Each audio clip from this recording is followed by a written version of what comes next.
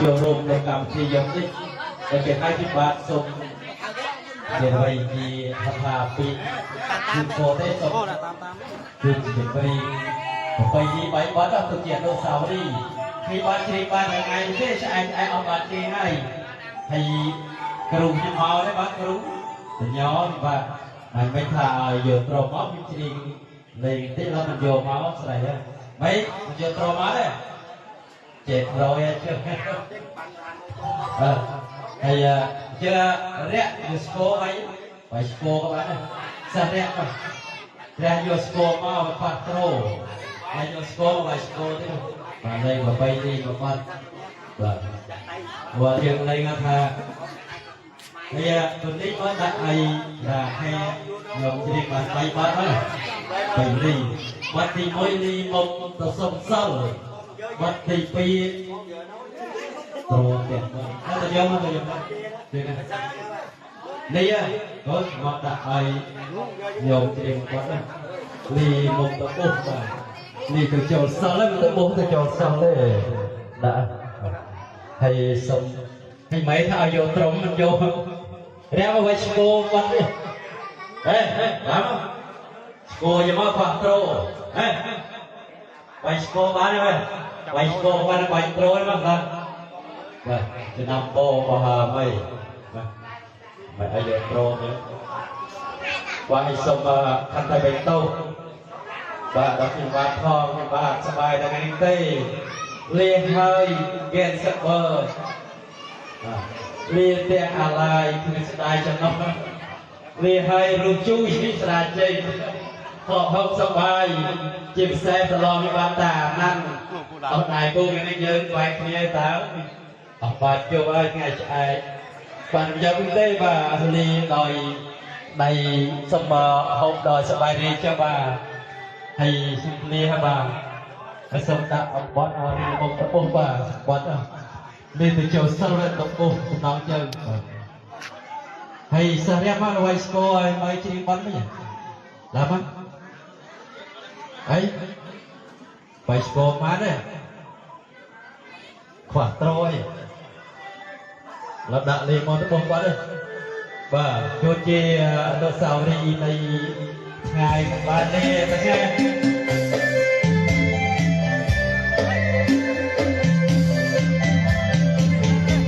Hãy subscribe cho kênh Ghiền Mì Gõ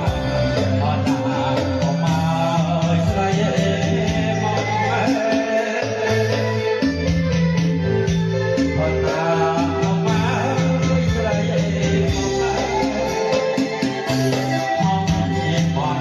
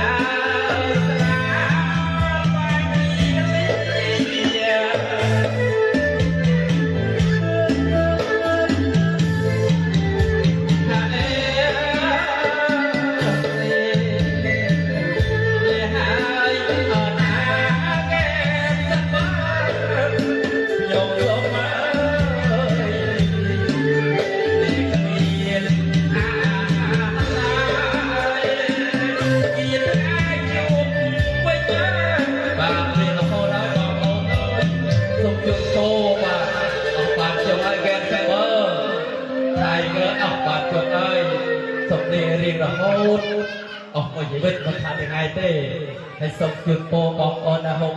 bàn lo sọc ra mà đi hay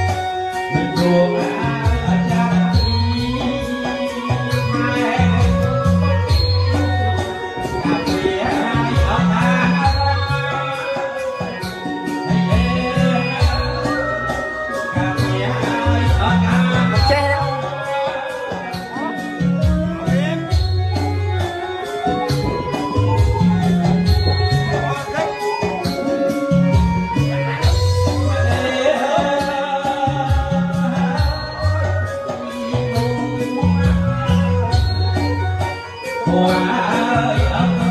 there, who come like